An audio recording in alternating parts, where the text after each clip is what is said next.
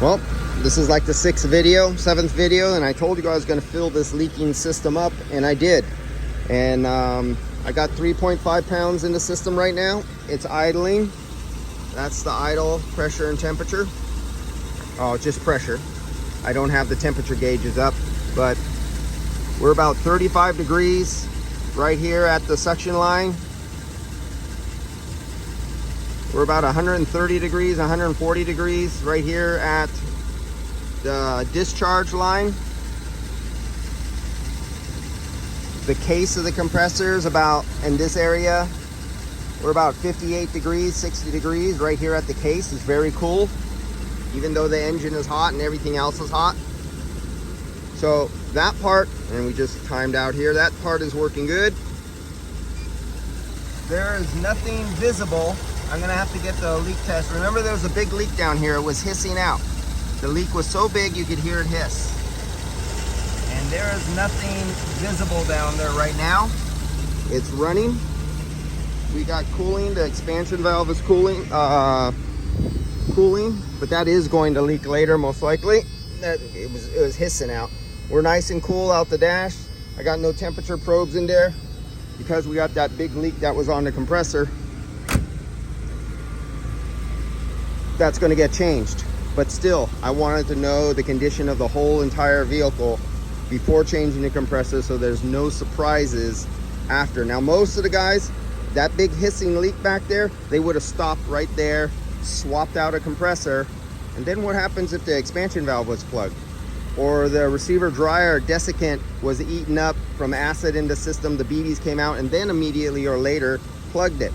All these things you got to test for, so that's why I filled it up with 3.5 pounds of refrigerant so I can test it, even though I know there's a leak there. Let me go grab my refrigerant light and let's see if there's a leak.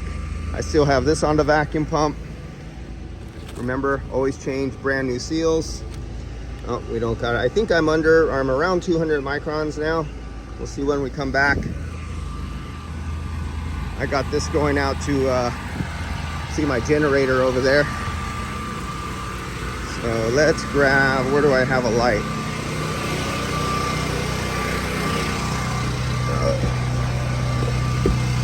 11, yeah, 11.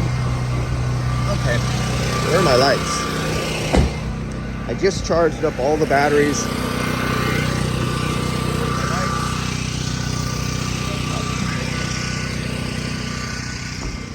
Brand new batteries. Oh yeah, we got nice bright batteries. Now my eyes are seeing 3 purple dots. My cornea of my eyes are, when I blink and I'm looking around, I have this big blind spot. So this leak was so big, it was hissing. There we go. You see that? It was leaking. So when I first filled it up or fired it up, see how little that squirt was? That squirt pattern, there's no drip. But now, there's fresh oil, hot oil. The cylinder head has pressure. It has refrigerant pressure. The seal has moved and is pushing on the back of the head. And the position that this bad seal is in, it's sealing right now. And let's look some bleak blue. Remember the big bubbles we had in the other video? Let's see if we have bubbles now.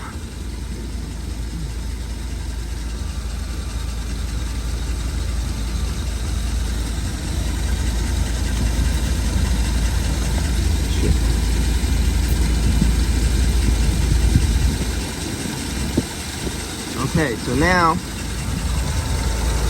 it'd be nice if I would have turned on the light, but before, right down in there, we had tons of big bubbles. That thing was just exploding with bubbles because the leak was so big. Let's see if we can get down in there. There we go. There is nothing. No bubbles. And this is how leaks turn off and on and fool the technician who's working on them. Sometimes I see owners get mad at their technicians because the guy just filled it up and then it goes out and it leaks.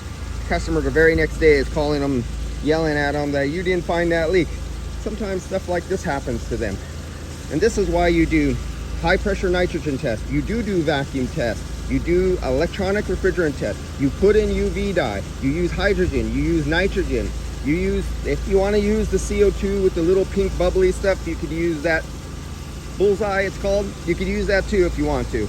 A CO2 and a CO2 leak detector. Now, CO2 is not always dry gas. CO2 is very moisture absorbent, and CO2 itself, the way they manufacture, pack it, and transfer it from cylinder to cylinder will not always give you nice clean CO2. It'll often be contaminated and can have high moisture content to the CO2. So you can actually pump in moisture in with the CO2 and no, you're not going to be removing it with your 30-minute vacuum. That's just something out there I put, but there's guys who like to use CO2. And I got CO2 too, I could do that. But this is why there is no one method of leak detection. That's proof right there. See you guys on the next one.